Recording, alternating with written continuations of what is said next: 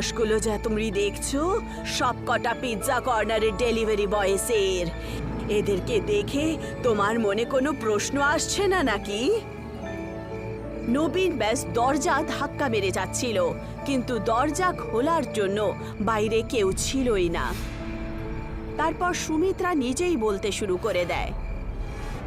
সুমিত্রার husband 1 সপ্তাহের জন্য বাইরে গিয়েছিল আর সে বাড়িতে একাই ছিল। ইয়ার, একা থাকলে তো কুকিং করার ইচ্ছেই হয় না।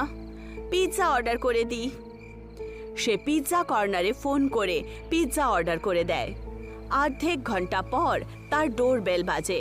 সে দরজা খুলে দেয়, তখন সামনে ডেলিভারি বয় দাঁড়িয়েছিল, যার হাতে পিৎজা ছিল। সে ওপর থেকে নিচে পর্যন্ত মেয়েটাকে দেখে। দিন, আমার অর্ডার দিন আর নিজের টাকা নিন। সে ওনাকে পিৎজা দিয়ে